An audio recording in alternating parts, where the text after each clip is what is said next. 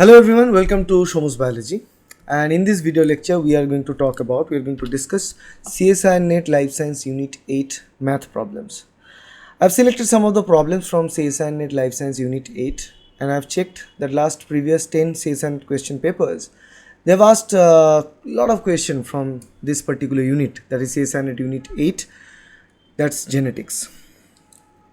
And we are going to discuss about the math problems from this chapter because we need to answer some of these problems because CSI asks question from this topic every single session. So let's start with it. I am going to show you how to answer these questions. So this is our first question. The following pedigree shows the inheritance pattern of a trait. From the following, select the possible mode of inheritance and the probability that the daughter in generation 3 will show the disease. So basically this is the individual जिसके लिए हमें probability calculate करना है, risk calculate करना है, इसको risk calculation भी बोलते हैं. तो यहाँ पे हम solve करेंगे. देखो इसके लिए हमें जानना है कि पहले तो ये inheritance pattern कैसा inheritance pattern है, मतलब 4 प्रकार का होगा. Autosomal dominant, autosomal recessive, x link dominant और एक्स लिंक रिसेसिव. इस 4 में से कौन सी टाइप का है ये हमें पहले पता करना है. उसके बाद हम जीनोटिपिंग करेंगे, मतलब हर एक इंडिविजुअल को क्या जीनोटाइप है उनका रिस्पेक्टिव जीनोटाइप बताएंगे. उसके बाद हम इसको सॉल्व करेंगे. तो primarily will apply our knowledge, जो कि मैंने पहले वीडियो में डिस्कस किए कि कैसे आपको पेडिग्री को एनालाइज करना है. देखो यहाँ पे पेडिग्री एनालिसिस बहुत सिंपल होता है. यहाँ पे जितने भी disease individual 1, 2, 3, 4 4 individual with the trait है, इनमें से maximum 3 out of 4 are boys. तो इनमें हमें पता है ना कौन से ट्रेट ज़्यादातर बॉयज़ को अफेक्ट करता है. वो ट्रेट होता है x link recessive trait, right. और एक फीचर होता है एक्स लिंक रिसेसिव ट्रेट की कि ये ट्रेट जो है ना ये मदर टू सन ट्रेवल करता है. तो ये हमें पता है कि ये ट्रेट जो है मदर से सन ट्रांसफ़र होता है. तो यहाँ पे मदर से सन ट्रांसफ़र हुआ. यहाँ पे देखो एक बात है, फादर अफेक्टेड था, यहाँ पे सन पे ट्रांसफ़र हुआ. तो ये क्वेश्चन मार्क होता है कि फादर से सन जनरली नहीं होता है, एक्स लिंक डोमिनेंट तो नहीं होता है मगर रिसेसिव है. तो यहाँ पर आप देख लेते हैं कि एक्स लिंक रिसेसिव है या नहीं.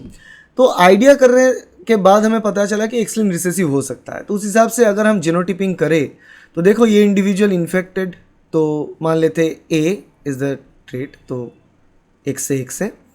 और ये नॉर्मल इंडिविजुअल, यहाँ पर देखो इस इंडिविजुअल में एक्स ए जो है मदर से आया, वाई फादर से आया, ठीक है. बाकियों को हम देखना नहीं है हमें क्योंकि वो चाहिए नहीं. यहाँ पे फिर से यही देखते हैं कि यहाँ पे एक्स ए वाई है, यहाँ पर एक्स एक्स है, ठीक है. अब यहाँ पे नेक्स्ट जनरेशन में क्या है, यहाँ पे देखो एक एक्स ए आएगा फादर से और एक नॉर्मल एक्स आएगा मदर से. तो ये हो गया हमारा जो पेरेंट्स. जब भी कोई भी इंडिविजुअल का आपको ट्रेट निकालना होगा, whatever individual you need to find out, you need to always look for their parents, what is going through their mother, what is going through their father. Father की trait है x से Y, mother की x से x, दोनों ही heterozygous, मगर father heterozygous है, hemizygous तो basically father to disease है. तो यहाँ पे अब बात करना है कि what is the chance that the daughter here, this is the daughter, will get the disease. अब चांस क्या होगा, देखो एक तो है एक्स ए एक्स, यहाँ पे है एक्स ए वाई. तो ऑप्शंस क्या रहता है, एक्स ए होता है, ये एक ऑप्शन है डॉटर में, और हो सकता है एक्स ए एक्स. ये 2 जीनोटाइप हो सकता है डॉटर में, ठीक है. तो डॉटर की अगर बात करें यहाँ पे दोनों अलग अलग प्रकार के जीनोटाइप हो सकता है, ठीक. मगर ये 2 जीनोटाइप होने की जो चांस है इसके बारे में थोड़ा बात कर लेते हैं. देखो यहाँ पे what is the probability that the daughter in generation 3 will show the trait. ये इंडिविजुअल वो ट्रेट शो करेगा, इसका प्रोबेबिलिटी क्या है. इसका प्रोबेबिलिटी तो सिंपल सा है. देखो यहाँ पे एक्स ए वाई हो सकता है, एक्स वाई भी हो सकता है. तो इस चारों इंडिविजुअल में सिर्फ 2 डॉटर है, 2 बॉयज़ है. बॉयज़ तो छोड़ देते क्योंकि बताया दिया है डॉटर का क्या प्रोबेबिलिटी. तो 2 डॉटर में प्रोबेबिलिटी है half.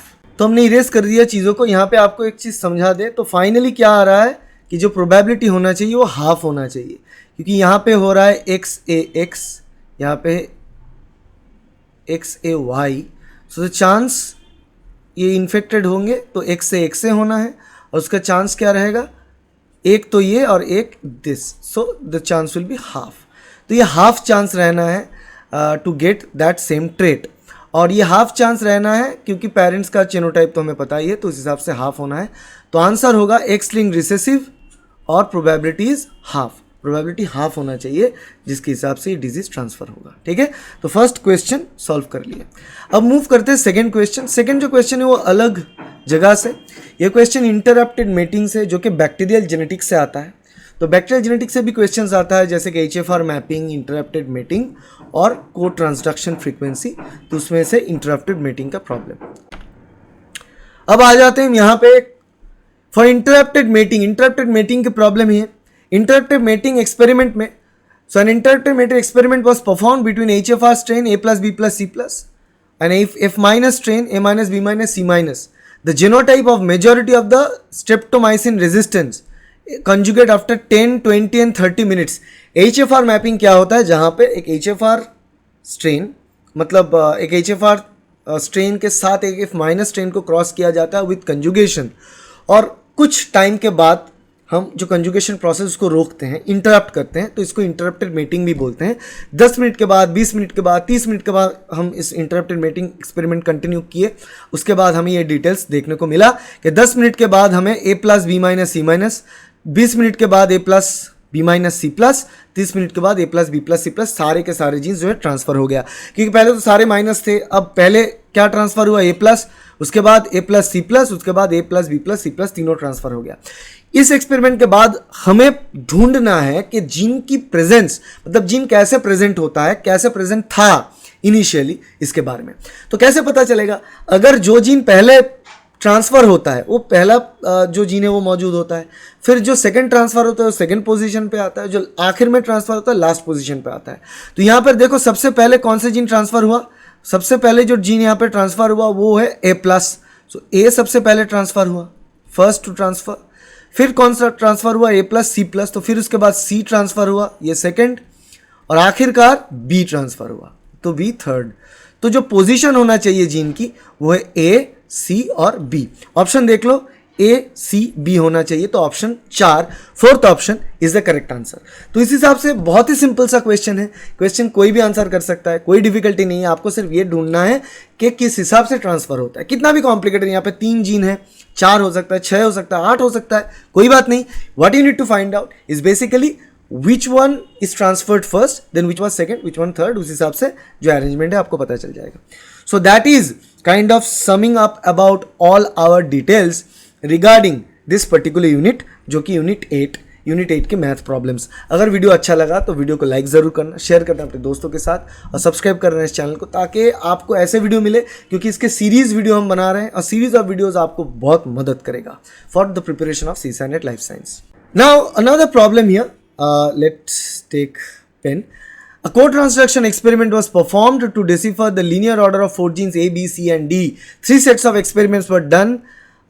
Transductants were selected, set 1, set B and set C. For set 1, set 2 and set 3. Set 1 for A, set 2 for B, set 3 for C. Screen for co-transduction of the markers. तो यहाँ पे को transduction frequency क्या होता है, जब 2 gene एक साथ ट्रांसफर होता है ड्यूरिंग ट्रांसडक्शन प्रोसेस, जो कि हॉरिजॉन्टल जीन ट्रांसफर का एक प्रोसेस है। उसमें 3 डिफरेंट सेट अलग अलग एक्सपेरिमेंट से हमें डेटा मिला, उस डेटा के सेट से फ्रीक्वेंसी मिला। फ्रीक्वेंसी ज़्यादा होने का मतलब है 2 जीन एक साथ ट्रांसफर हो रहा है, फ्रीक्वेंसी सबसे कम मतलब 2 जीन बहुत डिस्टेंटली प्लेस्ड है, ज़्यादा फ्रीक्वेंसी मतलब 2 जीन बहुत करीब प्लेस्ड है। तो यही बात होता है को ट्रांसडक्शन सी। तो इसके बारे में हम प्रॉब्लम सॉल्व करते हैं, और ये सिलेक्ट कर रहे हैं सेट A एंड सेट 2, दोनों सेट हैं यहाँ पर आप देख सकते हो। So and screen for the cotransduction, the screen for the cotransduction frequencies of the markers. तो यहाँ पे हम देख रहे हैं सेट 1 है, सेट 2 है और सेट 3 है, अलग अलग 3 सेट हैं यहाँ पर। को ट्रांसडक्शन फ्रीक्वेंसी की मार्कर भी यहाँ पर दिया गया है। हमको यहाँ से ढूंढना है कि बेसिकली को ट्रांसडक्शन फ्रीक्वेंसी के हिसाब से यहाँ पे कैसे जीन की अलाइनमेंट होना चाहिए। देखो ऐसे प्रॉब्लम अगर आपको सॉल्व करना है जहाँ पे को ट्रांसडक्शन फ्रीक्वेंसी इन्वॉल्व हो, वहाँ पे एक चीज़ आपको समझा देते हैं। यहाँ पे अलग अलग जो जीन्स है A, B, C, D 4 gene है, राइट। यहाँ पे कोड ट्रांसडक्शन का मतलब होता है दोनों जीन एक साथ ट्रांसफ़र हो रहा है या नहीं। अब देखो, अगर दोनों जीन ए या बी बहुत नज़दीक होता है तो ट्रांसफ़र होने की संभावना एक साथ बढ़ जाता है, और अगर ए और सी के बीच बहुत ज़्यादा डिस्टेंस है तो चांस कम होता है कि वो दोनों एक साथ ट्रांसफ़र हो।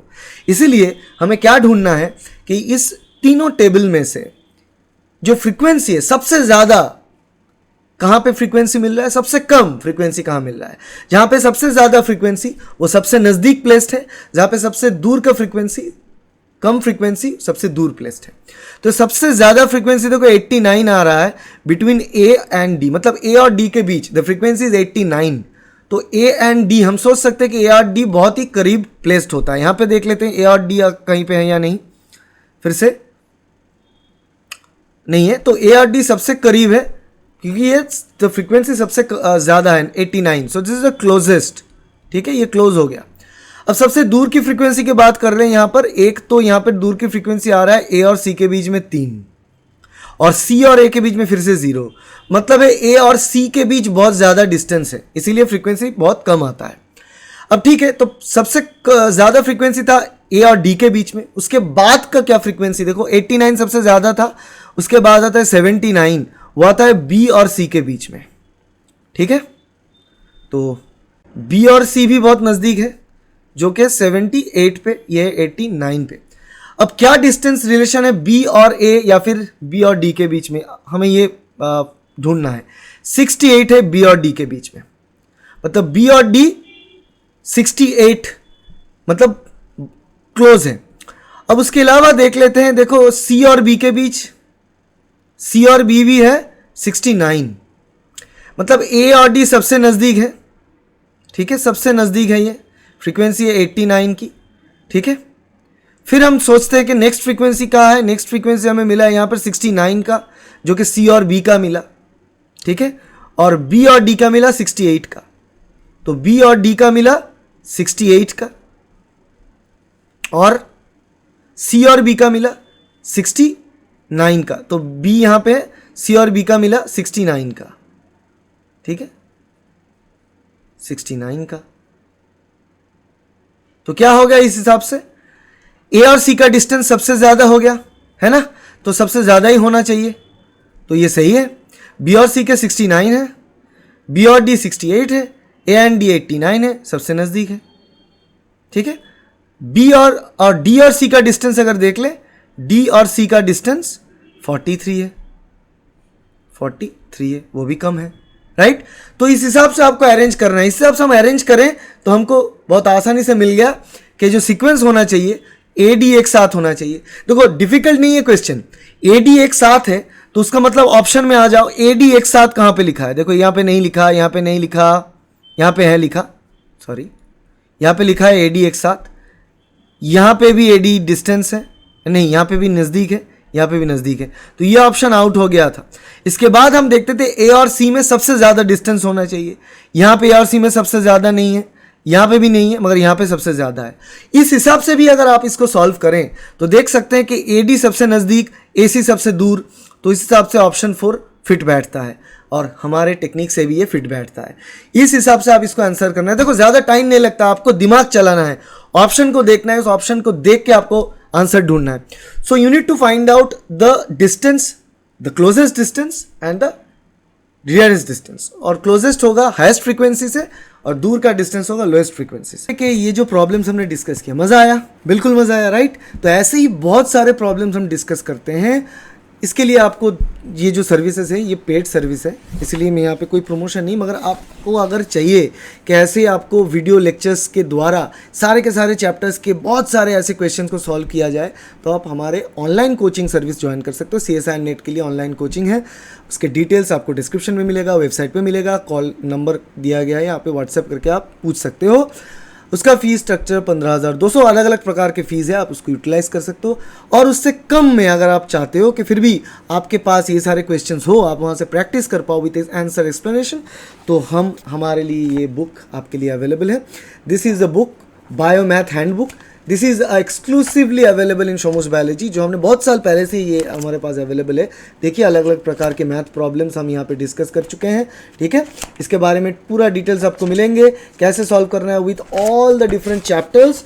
एकदम यहाँ पे चैप्टर्स आपको इंडेक्स दिखा देता हूँ एक बार, ये इंडेक्स देख लो, ठीक है। ये सारे इंडेक्स की बात होता है, ये आपको नज़र आ जाएगा, ये सारे टॉपिक्स हैं, इसके बारे में ये बुक आपको मिले। मगर ये बुक यही बात है कि सिंगली बुक अवेलेबल नहीं है, this book is available along with bunch of other books, जैसे कि ये book CSIR net set go, जो कि पिछले 10 CSIR नेट की क्वेश्चन की आंसर एक्सप्लेनेशन आता है इसमें। उसके साथ साथ आपको आएगा हमारे और भी 3 बुक, जो कहलाता है blueprint of life sciences, green book सबसे महत्वपूर्ण CSIR नेट की यूनिट्स, फिर उसके बाद yellow second most important and red third most important. इस हिसाब से बनाया गया कलर कोडेड 3 अलग अलग book, green, yellow and red books आपको मिलेंगे। उसके साथ आपको ये 2 बुक मिलेंगे, सब बुक मिला के जो प्राइस आता है 3900 rupees, including delivery, including shipping charges, आपके घर तक पहुंचाया जाएगा। You can practice on your own from all this books and you can get a better score in the upcoming CSIR net examination.